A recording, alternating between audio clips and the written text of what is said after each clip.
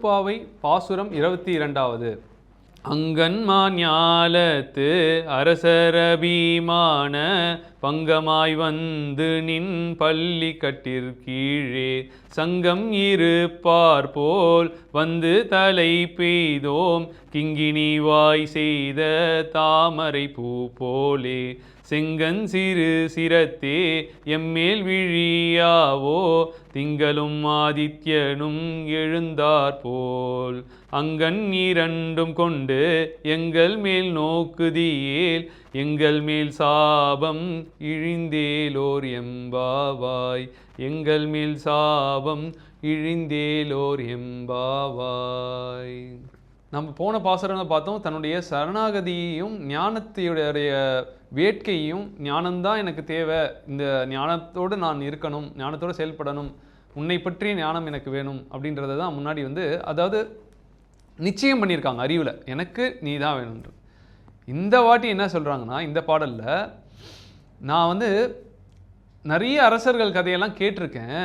அது இதில் இந்த பாடல்லேருந்தே தெரியுது ஆண்டாள் நிறைய படிச்சிருக்கவங்கன்றது, நிறைய கேட்டிருப்பாங்க போல, நிறைய பாகவதம், மகாபாரதம், ராமாயணம்லாம் கேட்டிருப்பாங்கன்றதே தெரியுது. ஏன் சொல்கிறாங்கன்னா, நான் நிறைய அரசர்கள் கதையெல்லாம் கேட்டிருக்கேன், அவங்கெல்லாம் எங்கெங்கேயோ தன்னுடைய இன்பத்திற்காக ஓடி இருக்காங்க, பெண்கள் பின்னாடி போயிருக்காங்க, அப்புறம் போகங்களுக்காக போயிருக்காங்க, போர் புரிய போயிருக்காங்க, என்னென்னமோ பண்ண போயிருக்காங்க. ஆனால் கடைசியில் அவங்க சரணடைந்தது உன்னுடைய கால்களில் தான் அப்படின்றது எனக்கு தெரியுது. நானும் எனக்கும் வழி இந்த உலகத்தில் எதுன்றது எனக்கும் வழி தெரியலை. நான் உன்னுடைய கால்களில் நானும் சரணடைகிறேன். அதாவது என்னென்னா, இது முதல் விஷயத்தில் கேட்ட அறிவு இருக்குது. அதாவது என்னென்னா, நிச்சயம் பண்ணியிருக்காங்க, இறைவன் தான் வேணுன்றது நிச்சயம் பண்ணி. ஆனால் இது அனுபவத்தோடைய வெளிப்பாடு. என்னென்னா, எனக்கும் தெரியுது, ப்ளஸ் நான் உலக அனுபவங்கள்லேயே நிறைய பார்த்துருக்கேன் அப்படின்றத சொல்கிறாங்க. இதை வள்ளுவரும் சொல்கிறார் அழகாக, அருட்செல்வம் செல்வத்தூர் செல்வம் பொருட்செல்வம் பூரியார் கண்ணும் உல அப்படின்னு சொல்கிறார். பொருள் எல்லாருக்கிட்டையும் இருக்கும்ப்பா, பணம் பேரும் புகழெல்லாம் ஈஸியாக அடைஞ்சிடலாம்ப்பா. ராவணனை பார்க்குறோம், சூரபத்மனை பார்க்குறோம், ஈஸியாக உலகத்தில் இருக்கக்கூடிய மக்களை ஏமாத்திடலாம். ஆனால் நம் நெஞ்சையும் ஏமாற்ற முடியாது அப்படின்னு தான் அர்த்தம். இதை நீங்கள் நிறைய உதாரணங்களில் பார்க்கலாம். மக்களை ஈஸியாக நிறைய பேர் ஏமாற்றிடுவாங்க போலி விஷயங்களில். ஆனால் கடைசியில் பார்த்தீங்கன்னா தான் அதனால் தோற்று போயிடுவான். மக்களை ஈஸியாக ஏமாற்றிடலாம், ஆனால் தன் நெஞ்சை ஏமாற்ற முடியாது. அது ராவணன் கதையிலையும் நம்ம பார்க்குறோம், சூரபத்மன் கதையில் பார்க்குறோம். இரண்யகசிபு என்ன சொல்கிறான், கடவுளே கிடையாது, நான் தான் கடவுள் அப்படின்றான், நான் வச்சது தான் சட்டம் அப்படின்றான். கடைசியில் பிச்சு போட்டுட்டார் நரசிம்மர். இதுதாங்க விஷயம். அதாவது என்னென்னா, உலகத்தில் உணர்ந்து பெரியவங்க சொன்னதை நாம் ஏற்றுக்கொள்ளணும். அதுதான் முக்கியம். அதனால தான் அருட்செல்வம் சொல்கிறாங்க. இறைவன் நம்ம ரொம்ப ரொம்ப முக்கியங்க. வாழ்க்கையில் நான் உயரணும், வாழ்க்கையில் நல்லா இருக்கணும், சௌக்கியமாக இருக்கணும், இறைவன் நமக்கு ரொம்ப முக்கியங்க.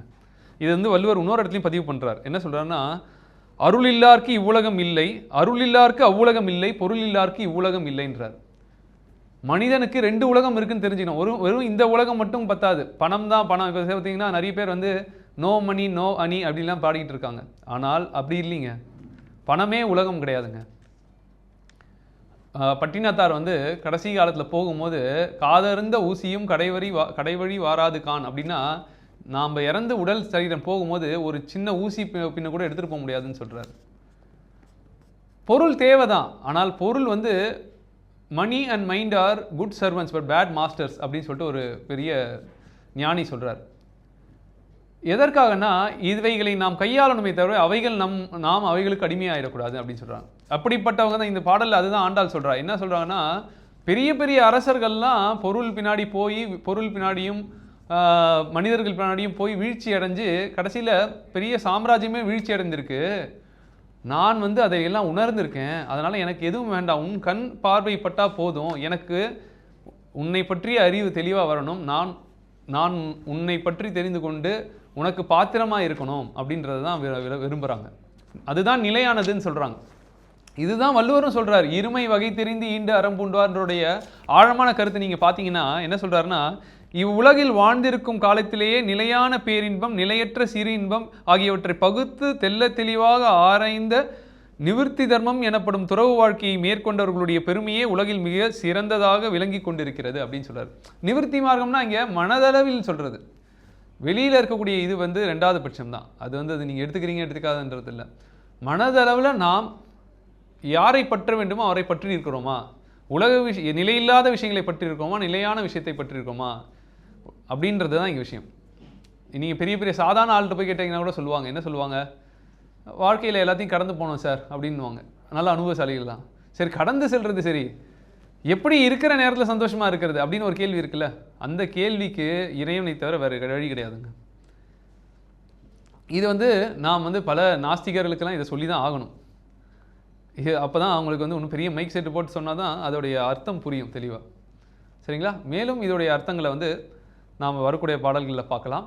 இங்கே ஆண்டாள் வந்து உன்னுடைய கண் பார்வை பட்டால் போதும் என்னுடைய பாவங்கள் எல்லாம் போயிடும்ன்றதோட அர்த்தம் என்னென்னா, எனக்கு உன்னை பற்றிய அறிவு செறிவாக வரணும், அந்த அறிவோடு நான் செயல்படணுன்றது தான் இங்கே கருத்துங்க. திருப்பாவை பாசுரம் 23வது.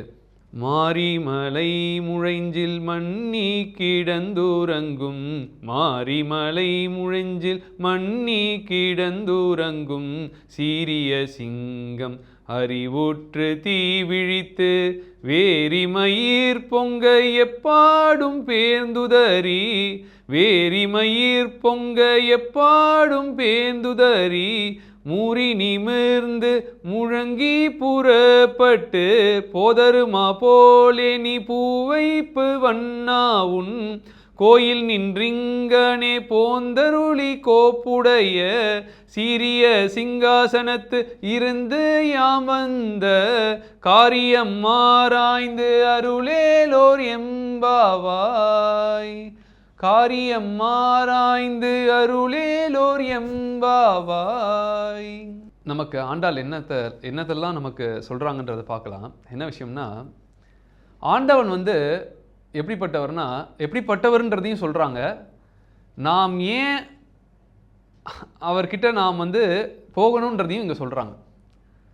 இங்கே வந்து பார்த்தீங்கன்னா, ஆண்டவன் வந்து அறக்கருணையும் உடையவர், மரக்கருணையும் உடையவர். அது என்ன அறக்கருணை மரக்கருணைனா? அறக்கருணைனா நம்ம வேண்டியதை கொடுப்பார். இப்போ ராவணன் வந்து வேண்டினா கொடுத்துட்டார், சூரபத்மன் வேண்டினா கொடுத்துட்டார், இரண்யகசிபு இரண்யாக்ஷன் வேண்டினா கொடுத்துட்டார். இது அறக்கருணை. மரக்கருணைன்னா என்ன தெரியுங்களா? கொடுத்தவனே வந்து என்ன பண்ணார், பின்னாடி வந்து பார்த்தீங்கன்னா அவன் தவறு பண்ணும்போது அவனை போட்டு வாட்டி எடுத்துட்டார். இரண்யாக்ஷன் இரண்யகசிபுலாம் நம்ம என்ன பண்ணுறாரு, நரசிம்மரா வந்து பிளக்கிறாரு, கிருஷ்ணரா போய் கம்சனை அழிக்கிறாரு, ராமரா வந்து ராவணனை அழிக்கிறாரு. மரக்கருணைனா என்னென்னா, நம்மளே போடுறது, தங்கத்தை புடன் போடுறதுன்னு சொல்லுவாங்க, புடம் போடுறதுன்னு தங்கத்தை புடம் போடுறதுன்னு சொல்லுவாங்க. அதாவது என்னென்னா, எப்படி வந்து அதை நல்லா இது பண்ண மெருகேறுமோ அந்த மாதிரி நம்ம கிட்ட இருக்க குறைகளை நீக்கி நம்மளை வந்து நிறைய சோதித்து நம்மளை உயர்த்தவும் செய்கிறார். அதுதான் மரக்கருணை. இறைவன் கிட்ட இது ரெண்டுமே இருக்குது. நம்ம முதல்ல போய் என்ன பண்ணுவோம், நமக்கு என்ன வேணுமோ அதை கேட்டுக்கிட்டு இருப்போம். கொஞ்ச நாளில் இருந்து சில விஷயங்கள்லாம் நமக்கு நடக்கும், சில விஷயங்கள் நடக்காது. அப்போ நமக்கு ஆண்டவன் மேலே கோபம் வந்துடும், இல்லை எல்லாமே கிடைச்சதுனால கர்வம் வந்துடும். இது ரெண்டு தான். இது வந்து என்ன விஷயம்னா, அட்லீஸ்ட் அதாவது பார்த்தீங்கன்னா, ஒன்று இந்த எக்ஸ்ட்ரீமில் ஒன்று கர்வம் வந்து வர அளவுக்காச்சு தோன்றி புகழோடு தோன்றுகின்றார் பாருங்க வள்ளுவர். இறைவன்கிட்டேருந்து வாங்கி கர்வம் வர்றதுன்றது வேறு விஷயம். ஒன்றுமே பண்ணாமல் தெரியாமல் உலகத்துலேருந்து போகிறது தான் இருக்கிறதுலே ரொம்ப ரொம்ப ரொம்ப ரொம்ப இதுங்க, என்ன சொல்கிறதுனா, இருக்கிறதுலே ஒரு பிரயோஜனமே இல்லாத ஒரு பிறப்பாயிடும். அந்த பிறப்புன்றது வந்து அட்லீஸ்ட்டு அவன் வந்து இப்போ ராவணனாக இருக்கட்டும், இவனாக இருக்கட்டும், நெகட்டிவ் டைரக்ஷனில் போனால் கூட கடைசியில் இறைவனே அவனை வந்து திருத்துற அளவுக்கு அந்த மகிமையை பெற்றிருக்கான். பார்த்தீங்களா, அவன் கடைசியில் இறைவனால் வந்து அந்த அளவுக்கு அவன் வலிமை பெற்றிருக்கான். இறைவனே வந்து அவனை வந்து இது பண்ணுறாரு, அவன் உயிரை பிரித்தெடுத்து அவனுக்கு அறிவை கொடுக்குறாருன்னும் போது அட்லீஸ்ட் என்னென்னா, முதல்ல என்ன விஷயம்னா, இங்கே என்ன சொல்கிறாங்கன்னா, ஆண்டாள் வந்து நீ முதல்ல அறக்கருணை, இறைவன்கிட்ட போய் நீ கேள்வி எதுனா கொடுப்பார் அப்படின்றதையும் சொல்கிறாங்க. ரெண்டாவது விஷயம் என்னென்னா, உனக்கு தப்பாக தெரிஞ்சாலும் உன்னை திருத்துவான் இறைவன்றதையும் சொல்கிறாங்க. அதனால் நீ ஜாக்கிரதையாக இருக்கணுன்றதையும் சொல்கிறாங்க. இப்போ நம்ம ஊரில் நிறைய பேர் பார்க்குறோம், என்ன பண்ணுறாங்க, மக்கள் என்ன பண்ணுறாங்கன்னா, அப்பா கடவுள்லாம் ஒன்றும் கிடையாதுப்பா, நீ எதுக்குப்பா அதெல்லாம் சொல்லிகிட்டு இருக்க, எப்போ பார்த்தாலும் கடவுள்ன்ற அப்படின்னு சொல்கிறாங்க. அது எப்போ தெரியுமா உங்களுக்கு, அதோட அர்த்தம் எப்போ புரியும்னா, நாடி நரம்பெல்லாம் ஓஞ்சு உடம்பில் இருக்கக்கூடிய நிறைய நோய்வாய்ப்படும் போதும் முதுமை வரும்போது தான் அப்போது அந்த இறைவனை பற்றி அவங்களுக்கு வந்து அப்போ தான் அவங்களுக்கு அதோடைய ஏதோ இருக்குது அப்படின்றது புரியும். எல்லாம் நல்லா இருக்கும்போது அது புரியாது. அப்போது நமக்கு அதனால் விஷயம் என்னென்னா, நல்லா இருக்கும்போதே புரிஞ்சிச்சுன்னா ரொம்ப நல்லது. அதனால தான் இங்கே ஆண்டாள் வந்து என்ன சொல்கிறாங்கன்னா, எப்படிப்பட்டவர் கிருஷ்ணர்ன்றதை சொல்கிறாங்க. நீ அவர் தூங்கிட்டு இருக்க மாதிரி நினைக்காதீங்க. இப்போ எப்படி நரசிம்மர் வந்து இரண்யகசிப்பு வந்து நிறைய பிரச்சனை பண்ணிகிட்டு இருக்கான், நிறைய துன்பம் கொடுக்குறான் பிரகலாதனுக்கு. ஆனால் எல்லாத்தையும் தாங்கிக்கிறார் பிரகலாதன், எல்லாரையும் காப்பாற்றுறார் வேறு பெருமாள். ஆனால் தன்னை வெளிப்படுத்திக்காதனால வந்து தூங்கிட்டு இருக்காருன்னு அர்த்தம் கிடையாது. அவனுக்கு வந்து பொறுமையாக காத்துட்டு இருக்கார், அவனுக்கு அனுமதி கொடுக்க. இப்போ நம்ம ஊர்லேயே நிறைய பேர் என்ன பண்ணுறாங்க, சாமியை பற்றி கேவலமாக பேசுகிறாங்க, அதெல்லாம் வந்து ரொம்ப கேவலப்படுத்துகிற மாதிரிலாம் பேசுகிறாங்க. ஆனாலும் இறைவன் அவங்களெல்லாம் விட்டு வச்சிருப்பார். எது இருக்கும் விட்டு வச்சிருப்பார், ஒரு பொறுமைக்கும் ஒரு அளவு இருக்குன்னு சொல்கிற அளவுக்கு விட்டு வச்சிருப்பார். அப்படி தான் இரண்யகசிப்பு போனான், அப்படி தான் ராவணன் போனான். அவனும் எல்லாம் பேசலையா?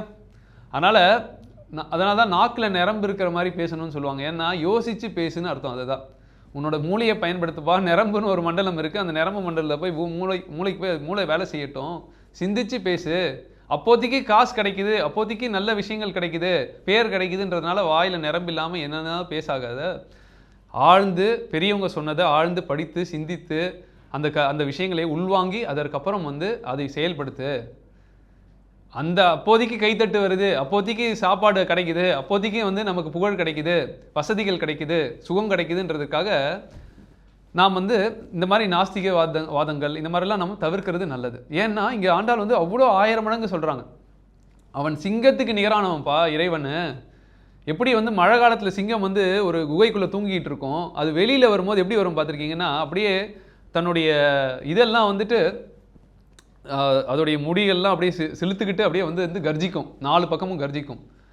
அவன் வெளியில் வந்தானா தாங்க மாட்டீங்க அப்படின்றது தான் அங்கே வெளிப்படையாக சொல்கிறாங்க. அவன் வந்து பொறுமையாக உள்ளே வந்து மழை காலத்தில் தூங்கிட்டு இருக்க சிங்கம் மாதிரி இருந்துகிட்டு இருக்கான். அவன் வெளியில் வந்தான்னா அவன் கர்ஜனையே தாங்க முடியாது. எப்படி வந்து சிங்கம் வந்து அரசனாக இருக்குதோ, காட்டுக்கு அரசனாக இருந்து அதோட கர்ஜனை சத்தம் வந்து பல மைல் தூரத்திற்கு கேட்குமோ, அதை கேட்டு அலறுங்களோ விலங்கினங்கள்லாம், மற்ற விலங்கினங்கள்லாம், அதுபோல் அவன் தன்னை வெளிப்படுத்தினால் நீங்கள் தாங்க மாட்டீர்கள். அதே நேரத்தில் நாம் அப்படிப்பட்டவனை தான் நாம் சார்ந்து இருக்கணும் அப்படின்றது தான் இங்கே நமக்கு. இதை வந்து ஆண்டாள் காட்டுறாங்க, இதை திருவள்ளுவரும் காட்டுறார். திருவள்ளுவரும் எந்த கத்தில் காட்டுறாருன்னா, கடவுள் வாழ்த்தில் சொல்கிறாரு, கோலில் பொறியில் குணமிலவே என் குணத்தான் தாளை வணங்கா தலை. அவன் எப்படிப்பட்டவன்னா, அவன் கருணையே வடிவானவன். அதே நேரத்தில் அவன் கோபப்பட்டான்னா அவன்கிட்ட எல்லா குணங்களும், கோபத்தையும் அவன் கையாளுவான், கோபத்தையும் கையாள தெரியும். சகலகலா வல்லவன்றதை வந்து சொல்கிற எல்லா குணங்களும் நற்குணங்களும் உடையவன் இறைவன். அவன்கிட்ட தான், அவனை பற்றினால் நமக்கும் அந்த நற்குணங்கள் வரும் அப்படின்றதையும் இங்கே வந்து கோலில் பொறியில் குணமிலவே என் குணத்தான் தாளை வணங்கா தலை அப்படின்றத வள்ளுவர் பதிவு பண்ணுறார். காயம்பூன்னு ஒரு பூ சொல்கிறாங்க. அந்த காயம்பூவும் போல், காயம்பூ பார்க்குறதுக்கே ரொம்ப மனசுக்கு குளிர்ச்சியாக இருக்கும். என்னடா சிங்கம்னு சொன்னாங்க முன்னாடி, இப்போ சொல்கிறாங்கன்னா இறைவன் வந்து ரெண்டுத்தையுமே அவரால் கையாள முடியும். எப்படி பார்த்தீங்கன்னா, ஆஞ்சநேயர் இருந்து சீதை கிட்ட பணிவாக பேசுகிறாரு. அதுக்கு அப்புறம் பார்த்தீங்கன்னா அதுக்கு முன்னாடி தான் ஒரு 80,000 அரக்கர்களை கொண்டுட்டு வர்றாரு. அது வந்து இறைவனுடைய தன்மை வந்து அது வந்து நம்மளால் சொல்லவே முடியாதுங்க. நம்மளால் அது வரையறைக்கு பண்ண முடியாது. அடிமுடி காணாத அப்படின்னு சொல்கிறாங்க பார்த்தீங்களா, சொல்லவே முடியாது. இந்த சைடில் பார்த்தா குளிர்ச்சியாகவும் இருக்குது, அந்த சைடில் பார்த்தா திகைக்குது. இந்த சைடு சந்திரன், அந்த சைடு சூரியன் மாதிரி ரெண்டுமே இறைவனுடைய படைப்பில் இருக்கிற மாதிரி தான் இறைவன் வருது. அதனால் அதையும் சொல்கிறாங்க, குளிர்ச்சி உன்னுடைய நீ எப்படி இருக்குன்னா பார்க்கறதுக்கு காயம்பூ மாதிரி குளிர்ச்சியாக இருக்கிற அப்படின்றதையும் சொல்கிறாங்க. அப்படிப்பட்ட கிருஷ்ணர்கிட்ட நாங்கள் எல்லாரும் உங்ககிட்ட வந்திருக்கோம். எதற்காக? ஒருத்தருக்கு இந்த அம்மாவுக்கு வந்துட்டு கிருஷ்ணர் மட்டும்தான் தேவை. கிருஷ்ணருடைய அறிவு, கிருஷ்ணரை பற்றிய, கிருஷ்ணருக்கு தாம் தொண்டு செய்யணுன்றது தான் அவங்களுக்கு தேவை. அந்த ஞானமும் அதற்கான தர்மம், அதிலேயே அந்த தர்மத்தில் தான் இருக்கணுன்றது தான் அவங்களுக்கு தேவை. ஆனால் மற்றவர்களுக்காக என்ன கேட்குறாங்கன்னா, நாங்கள் ஒவ்வொருத்தரும் ஒவ்வொரு இதில் வந்திருக்கோம், எங்களுடைய ஆசைகள் எல்லாம் பரிசீலனை பண்ணி எங்களுக்கு என்ன உகந்ததோ அதை கொடு அப்படின்றது சொல்கிறாங்க. இது எவ்வளோ அழகான விஷயம் பாருங்கள். தனக்குன்றதை முன்வைக்காமல் எங்கள் எல்லாருக்கும் பல ஆசைகள் இருக்குது, அதில் எது சரியானதோ உகந்ததோ அதை பரிசீலனை பண்ணி எங்களுக்கு சரியானதை கொடுத்து அனுப்பு அப்படின்றத சொல்கிறாங்க. இதுதாங்க பரந்த மனசு. ஒரு நாட்டை ஆளக்கூடிய அரசன் வந்து இப்படி தான் இருக்கணும்.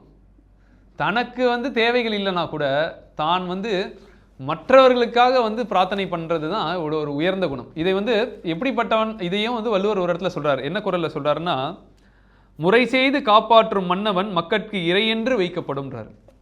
எப்படி ஒரு அரசன் வந்து நீதி செலுத்தி மக்களை வருந்தாமல் காக்கின்ற அரசன் பிறப்பால் மனிதனாயினும் செயலினால் கடவுள் என்று மதிக்கப்படுவான். அதனால தாங்க ஆண்டாள் வந்து கடவுளாக மதிக்கப்படுறான். ஏன்னா தனக்கு வேண்டியது எதுவுமே கிடையாது. ஏன்னா அவளுக்கு எல்லாமே வந்து இறைவன் தான்ற கதி ஆயிடுச்சு. ஆனால் மக்களுக்காக அவங்களுக்குலாம் இருக்கு, அவங்களுக்கு என்ன இருக்கோ அதை நீ பார்த்து கொடு அப்படின்றத சொல்றது தாங்க. இதுதான் உயர்ந்த குணம். அந்தனர் என்போர் அறவோர் மற்ற எவ்வுயிர்க்கும் செந்தன்மை பூண்டொழுகலான் அப்படின்னு சொல்லிட்டு வள்ளுவர் சொல்ற மாதிரி எல்லாருக்குமே தன்னோட கருணையை காட்டக்கூடிய தன்மை தான் இது வந்து ஆண்டாளை காட்டுது. அதுதான் ஒரு அரசன்கிட்டையும் இருக்கணும். அவன் கம்பீரமாகவும் இருக்கணும் கண்ணன் போல, அதே நேரத்தில் மக்களுக்கு குளிர்ச்சியாகவும் இருக்கணும். தவறு செய்வர்களுக்கு வந்து சிங்கம் போன்று கம்பீரமாக இருக்கணும். சாமானிய மனிதர்களுக்கு, சாதா மனிதர்களுக்கெல்லாம் வந்து கருணை உள்ளவனாக இருக்கணும், குளிர்ச்சியாக இருக்கணும். அப்படின்றத ரெண்டுமே இருக்கணுன்றதையும் காட்டுறாங்க. அது ரெண்டுமே வந்து வேணும். ரெண்டுத்தையுமே உள்ள கிருஷ்ணர்கிட்ட எங்களுக்கு வேண்டியதை கொடு அப்படின்றத பிரார்த்திக்கிறாங்க. மேலும் விளக்கங்களை நம்ம வரக்கூடிய பாசுரங்களை பார்க்கலாம். நன்றி, வணக்கம். திருவாடிபுரத்து ஜெகத்துதித்தால் வாழியே, திருப்பாவை 30 செப்பினால் வாழியே, பெரியாழ்வார் பெற்றெடுத்த பெண் பிள்ளை வாழியே, பெரும்பூதூர் மாமுனிக்கு பின்னானால் வாழியே, 140 முன்றுரைத்தால் வாழியே, உயர் அரங்கற்கே கன்னி உகந்தளித்தால் வாழியே, மறுவாரும் திருமல்லி வளநாடி வாழியே, வன்புதுவை நகர்கோதை மலர்ப்பதங்கள் வாழியே.